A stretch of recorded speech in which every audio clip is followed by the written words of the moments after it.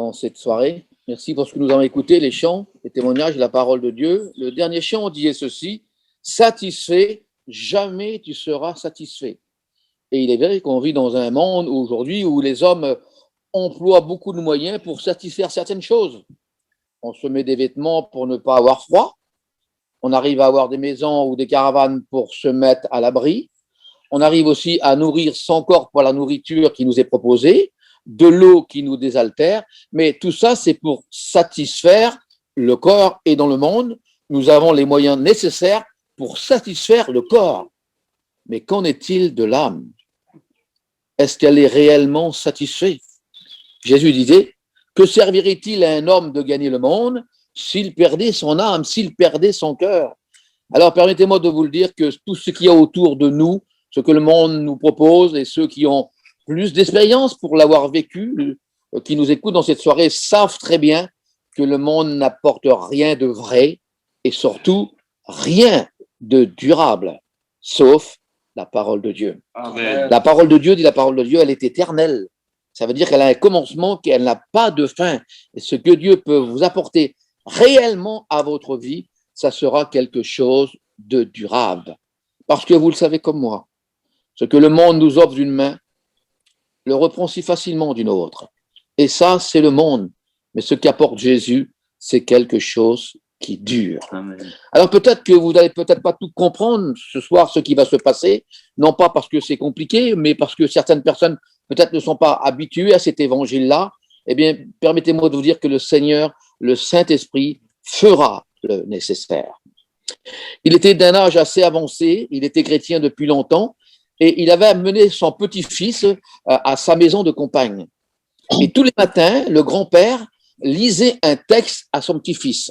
Tous les matins, tous les matins. Et au bout d'une semaine, le petit-fils s'approche de lui et lui dit: grand-père, ça sert à rien que tu me lis un texte. Le grand-père dit: pourquoi? Parce que le lendemain, je m'en souviens plus. Et le grand-père a fait quelque chose. Il y avait pris du feu à charbon, un panier en osier avec encore quelques boulets qui restaient dedans. Il l'a vidé dans le feu et il a dit sur son petit-fils: au ruisseau à côté de la maison, va me prendre de l'eau.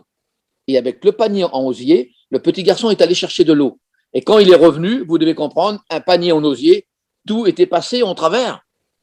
Et le petit garçon a dit: mais grand-père, ça sert à rien, parce que l'eau passe à travers le panier en osier. Et le grand-père a dit: peut-être que tu ne t'as pas fait assez vite, fais-le, mais beaucoup plus vite. Et l'enfant s'est dépêché. Il est arrivé au petit ruisseau, il a remis plein d'eau dans son panier, et quand il est revenu, effectivement, pendant le trajet, eh bien, l'eau était passée en travers. Et l'enfant a encore dit: grand-père, tu vois, ça sert à rien. Et le grand-père a dit: peut-être que ça n'a servi à rien, mais je t'avais donné un panier en osier qui était noir par le charbon. Regarde maintenant l'intérieur. Et quand il a regardé, étant donné qu'il avait été 2 fois prendre de l'eau, tout avait passé en travers, seulement le panier était devenu propre. Vous ne comprenez pas peut-être beaucoup de choses de la parole de Dieu, mais en l'écoutant, sachez une chose, elle peut laver votre cœur ce soir. C'est Jésus qui est capable de le faire. Il peut changer votre vie. Et nous allons justement un homme à qui le Seigneur a lavé son cœur parce que c'était quelqu'un qui cherchait Dieu. Et puis, permettez-moi de vous dire ceci, la Bible nous apprend que celui qui cherche, amen, trouve. Quand on cherche Dieu, trouve. Amen. Ce récit, vous le connaissez fort bien, se trouve dans les Actes des Apôtres, au chapitre 8 et au verset 26. C'est l'histoire d'un homme qui avait construit sa vie, un homme qui s'était fait une réputation, un homme qui avait réussi dans la vie. Oui, permettez-moi de vous dire ceci, que parfois on peut réussir dans la vie sans pouvoir réussir sa vie. Et c'était le cas de cet homme-là. Et pourtant, si on le regardait, si les gens du dehors le regardaient, eh bien, il ne donnait pas cette impression-là. Il avait réussi. Écoutez, la Bible nous dit qu'il était ministre, surintendant de tous les trésors de la reine. Ça veut dire une bonne place, ça veut dire une bonne rémunération. Ça veut dire aussi, étant donné qu'il était ministre, qu'il côtoyait les grands de la cour, les grands de son environnement. Il avait certainement une belle maison, celle que l'on souhaiterait pour finir un jour. Il avait certainement des serviteurs et des servantes. Ses coffres étaient pleins d'or et d'argent. Plus encore, il vivait en Éthiopie. Vous savez qu'en Éthiopie, il y a 11 mois d'année de soleil à l'année. quand on pense que les gens payent pour aller au soleil aujourd'hui, lui, il vivait dans ce pays-là. Ce que je vais vous faire comprendre, c'est qu'il avait tout pour réussir. Oui, en dehors. Mais vous voyez, il avait un vide dans son cœur. Parce que toutes ces choses-là, en définitive, ne comblaient pas sa vie réellement. Il était à la recherche de quelque chose qui ne comblait pas son corps, mais qui devait combler son cœur. Et la Bible appelle ça la pensée de l'éternité. Savez-vous que Dieu a mis dans chaque cœur la pensée de l'éternité? Il existe un oiseau que vous ne risquez pas de voir dans vos régions, et il vit aux îles Hawaï. On l'appelle le plus vieux du Pacifique. Et l'histoire nous dit que quand les parents font leur couvée, et ils font un trajet de plusieurs centaines de kilomètres, plus de 4000 kilomètres, je crois, au-dessus de l'océan, et ils atterrissent au pôle Nord. Et c'est là-bas, justement, que les petits pluviers naissent. Et à un moment donné, quand les œufs quand les œufs sont éclos, et puis que les enfants sont nourris par les parents, à un moment donné, les parents se rassemblent. Et d'un seul coup d'aile, ils retournent aux îles Hawaï, plus de 4000 kilomètres, laissant leurs petits là-bas. Quelques semaines après, les enfants se sentant assez forts, nourris par eux-mêmes, font quelques tours dans le ciel, et écoutez, d'un seul coup, ils prennent une direction, et ils se dirigent tout droit, directement aux îles Hawaï. Un parcours qu'ils ne connaissent pas, un parcours qu'ils n'ont jamais vu. Dieu a donné à l'oiseau l'instinct de se diriger. À plus forte raison, il a mis dans chaque cœur la pensée de l'éternité. Et il y avait dans le cœur de cet homme une pensée d'éternité. Pourquoi je dis ça? Parce qu'il cherche Dieu. Il s'est rendu compte que tout ce qu'il y avait autour ne pouvait pas réellement le satisfaire à l'intérieur. Parce que ce qui a besoin d'être réellement satisfait, c'est le cœur. Alors il rassemble, nous dit la Bible, ses affaires.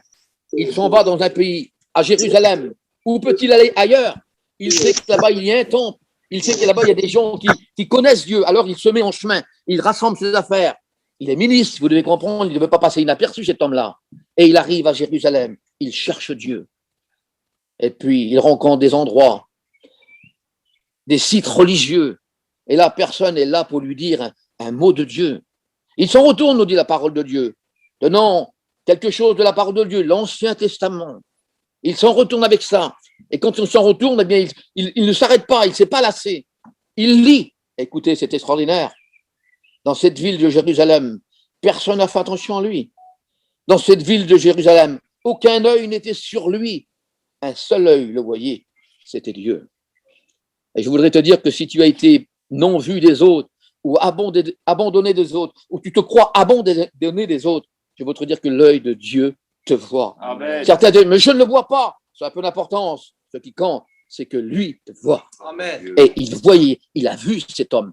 Et il n'apparaissait indifférent à cet homme qui a cherché Dieu de tout son cœur. Parce que je voudrais vous dire que Dieu ne sera jamais indifférent quand quelqu'un le cherchera de tout son cœur. Parce que la Bible dit, celui qui cherche, trouve. Et pendant qu'il retourne sur son chemin, non pas avec une déception, non, il est en train de lire l'Ancien Testament, et plus précisément, Ésaïe 53. En définitive, l'endroit qu'il venait de quitter. Parce que quelque peu venait juste d'avoir cette crucifixion de Jésus. Il était passé à côté. Mais le Seigneur a quelque chose pour lui. Le Seigneur a un chemin pour lui. Et pendant qu'il retourne chez lui, le Seigneur envoie un jeune serviteur de Dieu qui s'appelle Philippe, et il s'approche du Sahara, et il l'entend lire la parole de Dieu. La parole de Dieu est vivante, mes amis. Ne vous en éloignez jamais. Amen. C'est la base de toutes tes convictions. Amen. C'est la base véritable de la parole de Dieu. C'est le chemin qui vous mènera au vrai bonheur, à la vraie joie, aux vraies valeurs de la parole de Dieu. Et quand ils rencontrent, on voit donc deux hommes se rencontrer. Un petit prédicateur, son titre officiel, devant ce grand ministre qui est en train de lire à haute voix, justement, Ésaïe 53. Et ce chrétien, ce jeune pasteur s'approche de lui et permettez-moi de vous le dire, a peut-être le culot de lui dire, oui, je dis le culot de lui dire, comprends-tu ce que tu lis? Je n'aurais pas osé demander ça à un ministre, vous devez comprendre. Un ministre devait savoir lire, écrire, avoir une grande connaissance. Lui pose cette question, oui, parce que là, il lui demande s'il comprend les choses de Dieu. Ah, le ministre comprenait plein de choses. On pouvait ne pas lui apprendre plein de choses, il connaissait plein de choses. Il était ouvert à toute nouveauté. Il connaissait plein de choses. Mais là, l'homme de Dieu lui dit, comprends-tu ce que tu lis? Il aurait pu dire, bien sûr que je comprends, mais il ne le comprenait pas, vous devez comprendre. On peut savoir plein de choses. Il y a des gens qui peuvent connaître plein de choses, mais on ne comprend les choses de Dieu qu'avec l'Esprit de Dieu. Amen. Et c'est peut-être ce que tu as besoin chez toi, peut-être ce que tu as besoin dans ton foyer, non pas une connaissance. Tu as peut-être parlé avec des gens, avec des serviteurs, tu connais peut-être la Bible, mais pas réellement le véritable berger, celui qui peut changer ton cœur. C'est Jésus. Amen. Je voudrais te dire aujourd'hui, mets ta connaissance de côté, ouvre ton cœur à Jésus. Amen. C'est ce que cet homme a fait. Gloire à Dieu. Et écoutez, il s'est pas orgueilli. Il n'a pas dit, bien sûr que je peux. Il a dit, non, comment le pourrais-je si personne ne me guide? Et il invita le pasteur à lui expliquer. Et écoutez, à ce moment-là, il comprend les choses de Dieu. Il comprend que Jésus est mort pour lui. Il comprend qu'il est le seul moyen de salut. Il comprend qu'il peut lui apporter la véritable satisfaction intérieure du cœur. Et quand il comprend, vous savez ce qu'il fait? Il n'a pas parti par quatre chemins. Hein. Lorsqu'il a compris, il a dit, qu'est-ce qui empêche que je sois baptisé? Qu'est-ce qui empêche que je m'engage dans les choses de Dieu? Écoutez, il était ministre quand même. Il aurait pu réfléchir à plein de choses qui étaient dans sa vie. Non, il avait trouvé ce qu'il cherchait depuis si longtemps, qu'il n'avait pas trouvé dans le monde. La paix du cœur, Amen. le pardon de ses péchés. Et là, il n'a pas voulu passer à côté. Tout de suite, il a dit, qu'est-ce qui empêche que je sois baptisé? Et le serviteur lui a dit, ces simples mots. Amen. Je dis que c'est des simples mots. Si tu crois de tout ton cœur, cela est possible. Si tu crois, cela est possible. Question simple, réponse simple, il croit de tout son cœur. Et la Bible nous dit qu'ils descendirent dans l'eau et il baptisa cet homme. Qu'il repartit, écoutez, c'est pas écrit en arrivant, hein, c'est écrit à la fin du verset. Il repartit joyeux sur son char parce que l'évangile apporte la joie. L'évangile apporte le bonheur. Alors, je ne sais pas trop ce qui s'est passé quand il est rentré chez lui, mais il a trouvé quelque chose de vrai, de durable. C'est les choses de Dieu. Amen. C'était, dit la Bible, un Éthiopien, un homme qui était noir de peau. Et quand il est parti de chez lui pour arriver à Jérusalem, eh bien, c'était un homme qui était noir de peau avec un cœur noir, parce qu'il ne connaissait pas le Christ. Mais quand il est retourné, il repartit avec une peau noire, mais un cœur blanc. Amen. Il avait rencontré Dieu. Ne serait-ce pas le temps pour toi de le rencontrer ce soir, Amen. de faire cette expérience avec le Seigneur, celui qui peut réellement changer ta vie, celui qui peut donner un sens à ta vie. Mes amis, il y a plus de 40 ans que je lui appartiens. Je peux vous assurer une chose, il ne m'a jamais fait aucun mal. Amen. Il m'a fait que du bien. Gloire à Dieu. Alors, j'ai pas toujours été fidèle, mais lui a toujours été fidèle. Amen. C'est ce Jésus que nous prêchons. Nous ne prêchons pas un titre, nous ne prêchons pas un mouvement, nous ne prêchons pas, non, nous prêchons Christ crucifié, celui qui peut sauver votre cœur. Il repartit joyeux chez lui. Tu peux recevoir cette joie. Ce bonheur a un an, il s'appelle Jésus. Gloire à Dieu. Il est capable de changer ta vie. Amen. Alors ne te complique pas, fais comme lui. Qu'est-ce qui empêche que je m'approche de lui? Rien. Approchez-vous de Dieu et il s'approchera de vous. Amen. Faites-le dans cette soirée. Et le Seigneur changera votre vie. Nous te rendons grâce, Seigneur, nous te bénissons. Oui, Jésus. Pour la parole de Dieu qui a été annoncée, que nous savons, ne revient jamais, jamais sans avoir fait l'effet dans les cœurs. Dieu, tu es capable de changer les cœurs. Et pendant que nous prions, eh bien, vous pouvez le faire là où vous êtes. Dans votre voiture, dans votre maison, dans un jardin comme nous sommes, dans cette soirée-là, Jésus peut changer votre cœur. Il faut lui dire simplement vrai et sincère. Seigneur, mais qu'est-ce qui m'empêche en fin de compte? C'est quoi en fin de compte, Seigneur? Le Seigneur est capable de vous délivrer de ce qui vous tient. Jetez-vous dans ses bras. Il vous bénira et il vous accordera la paix. Alléluia. Tu veux la paix? Alléluia. Eh bien, la Bible dit, attache-toi donc à Dieu et tu auras la paix. Amen. Que Dieu vous bénisse. Amen. Et que la paix de Dieu règne dans vos cœurs. Amen. Amen. Merci. Gloire à Dieu.